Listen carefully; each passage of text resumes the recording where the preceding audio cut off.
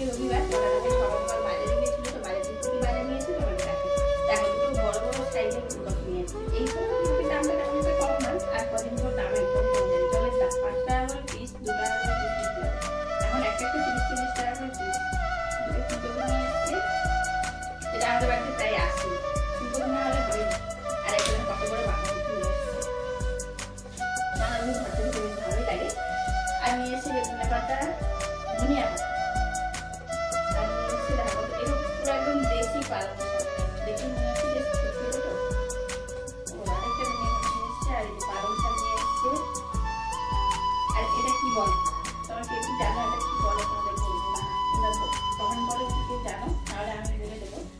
আদা, শসা, গাজর, বিট, সালাদ খাওয়ার জন্য নিয়ে আসা হয়েছে। গাজর খেতে এই সময় শীতের সময় বিট খেতে বেশ ভালো লাগে, খাওয়াও ভালো। আর নিয়ে এসছে টমেটো, পেঁয়াজ। পেঁয়াজটা বের করলাম না, এগুলো এই বাজারে নিয়ে এসছে। আরও একটা জিনিস নিয়ে এসছে, সেটা রান্নার সময় আমাদের দেখাবো। আর এই যে এটা কি বলতো, এটা আমাদের গ্রামে দিয়ে খামালু বলি, অনেকে মেটে আলুও বলে, আরেকটা রাঙা আলু না কি একটা বলে বেশ, কিন্তু আমরা খামালু বলেই জানি। তো এটা মাটির নিচে হয় এই আলুটা। এই আলু দিয়ে আজকে একটা স্পেশাল রান্না করবো, আমাদের গ্রামের ঐতিহ্যবাহী রান্না শীতের সময়। মানে সবাই শীতের সময় স্পেশাল রান্নাটা সবার বাড়িতেই শীতের সময় খাওয়াই এই রান্না। তো এটাই তোমাদের সাথে আজকে শেয়ার করবো। না করে পুরো দেখবে, আশা করি তোমাদের খুবই ভালো। তো বন্ধুরা তোমাদের একটা কথা বলি, আজকে দেখো বাজার করতে করতে বের করলাম শসা। তোমার অনেকে আমি করে বললাম যে একটা শসা নিয়ে আসবে, তো মানে একটা শসা বলতে একটাই শসা নিয়ে আসে। তাহলে ভাবো লোক 500 নিয়ে আসে, 1 কিলো নিয়ে আসে, একটাই শসা নিয়ে আসে। একটা বলেছে ওকে কোনো জিনিস যদি একটা নিয়ে আসতে বলবে একটা নিয়ে আসবে, যেটা দুটো বলবে দুটো নিয়ে আসবে। মানে কত কথা শুনে দেখেছো আমার বরটা। যার জন্য মানে আমার কিছু প্রতিবেশী আছে, মানে যারা মানে হিংসে প্রতিবেশী বলে যাকে, তবে আমার বর নাকি আমার কথা শুনে। আরে ভাই আমার বর তো আমারই কথা শুনে, বরটা তো আমার, তোর তাহলে তোদের কথা শুনবে, বরটা তো আমারই কথা শুনবে। তাহলে বলো তো কি হিংসে প্রতিবেশী সব। তো এইদিকে দেখো বন্ধুরা, আমি ভাতের জলটা বসিয়ে দিয়ে সবজিগুলো গুছাচ্ছিলাম। তো সবজি টবজি গোছানো কমপ্লিট, এদিকে চালটাও ধুয়ে ছেড়ে দিলাম। আর এখানে দেখো আমি বসে গেলাম সবজি মশলাপাতি নিয়ে। আর এটা দেখো, এই যে দেখো মেটে আলু, মেটে আলুটা নিয়ে বসে গেছি। আজকে মেটে আলু দিয়ে স্পেশাল রান্না, যেটা আমাদের মানে গ্রামের দিকে সবাই খায়।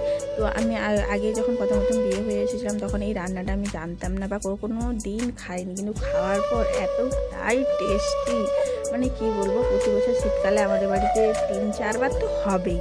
তো তোমরা একবার বাড়িতে ট্রাই করে দেখতে পারো, দারুণ লাগে খেতে, দুর্দান্ত টেস্ট হয়।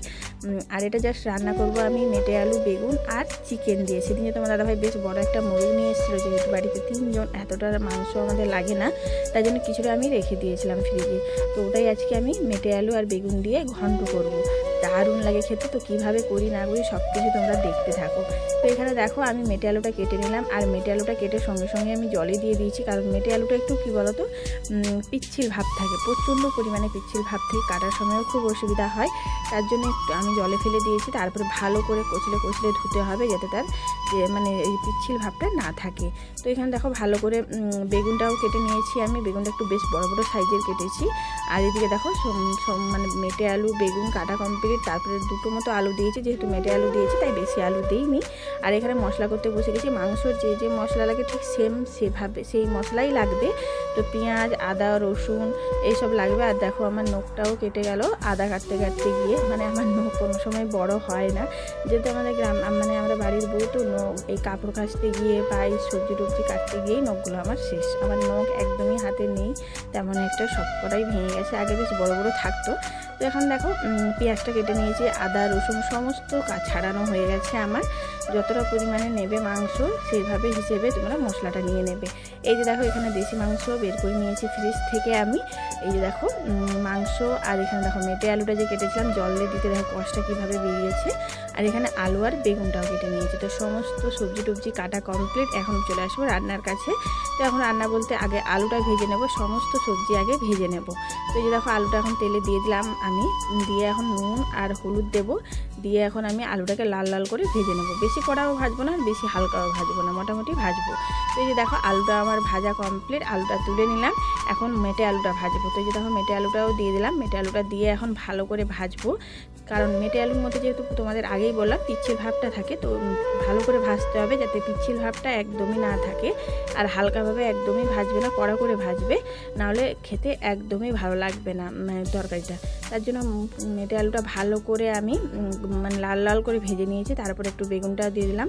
বেগুনটা একটু নুন হলুদ দিয়ে হালকা ভাজবো, বেশি ভাজবো না। বেশি ভেজে দিলে কি বলো তো, সেদ্ধ হতে খুঁজবে না। তার জন্য একটু হালকা আমি নেড়ে নিলাম, এপিট সেপিট দিয়ে ভাজা হয়ে গেছে, নামিয়ে নিয়েছি।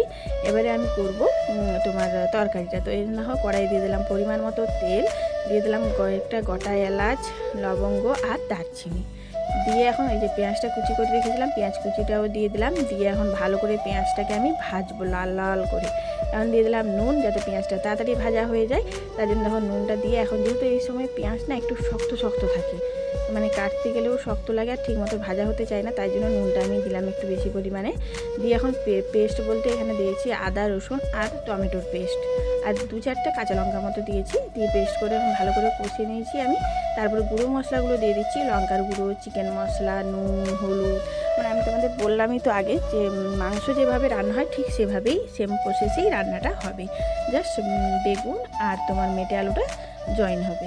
তো এখানে দেখো দিয়ে মশলাটা ভালো করে গুঁড়ো মশলা দিয়ে আমার কষানো হয়ে গেছে, পুরো তেল ছেড়ে এসছে।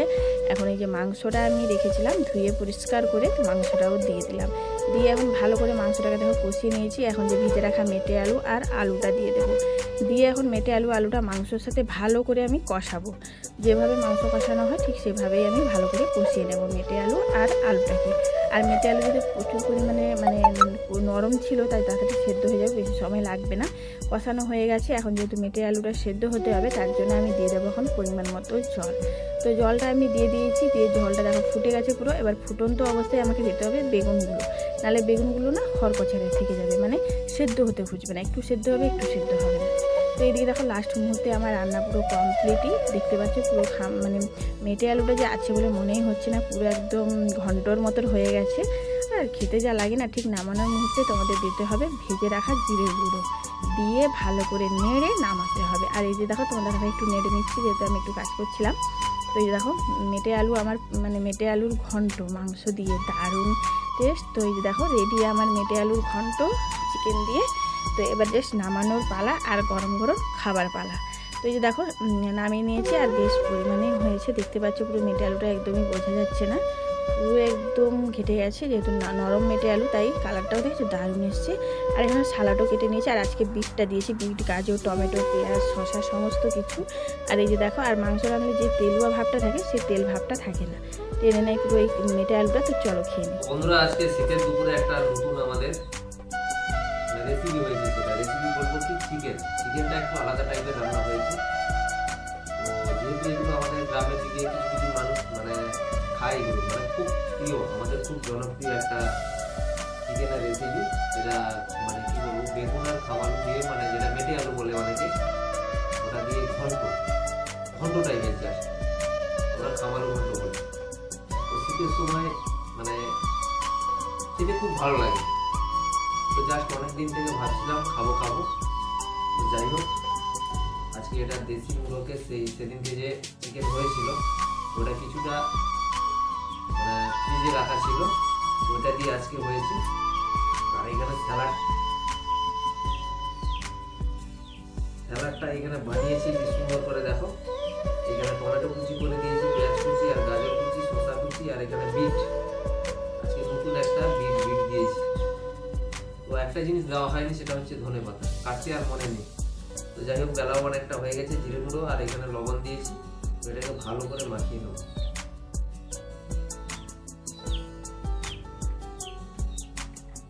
এই প্লেটটায় প্রায় 1 প্লেট কাছাকাছি। তো ভাতের সঙ্গে একটু মানে চিকেন হলে স্যালাড খেতে খুব ভালো লাগে,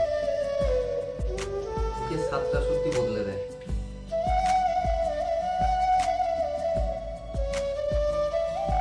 তো খাওয়া যাক। আর এটা যে আমরা খাবার ঘন্ট বলি, যেটা মাংস দিয়ে কাটা কাটা মাংস দিয়ে রান্না করলে, আরও এটা কাঁটা বেগুন থাকলে খুব ভালো হতো। বাজারে কাঁটা বেগুন পাইনি, যার জন্যে এটা এমনি বেগুন দিয়ে করা হয়েছে। তো জাস্ট তোমরা তো দেখলে রান্না কেমন হলো। চিকেন রান্না হয় যেভাবে মশলা দিয়ে ওইভাবেই জাস্ট খাওয়ালো, আর বেগুন চেষ্টা ভাবে দেওয়া হয়েছিল একদম। তো বন্ধুরা, আজকের রেসিপিটা তোমাদের কেমন লাগলো একটু কমেন্ট করে জানিও। আর যারা নতুন আছে প্লিজ চ্যানেলটাকে সাবস্ক্রাইব করে দিও। আর প্লিজ যারা যারা ভিডিও দেখবে একটু লাইক শেয়ার করে দিও আমাদের ভিডিওটা। আর একদিন না একদিন তোমরা বাড়িতে এই রেসিপিটা করে দেখবে, দুর্দান্ত লাগে খেতে। তো আজকের জন্য এই পর্যন্ত, দেখা হচ্ছে নেক্সট ব্লগে। সবাই ভালো থাকবেন, সুস্থ থাকবেন, ধন্যবাদ।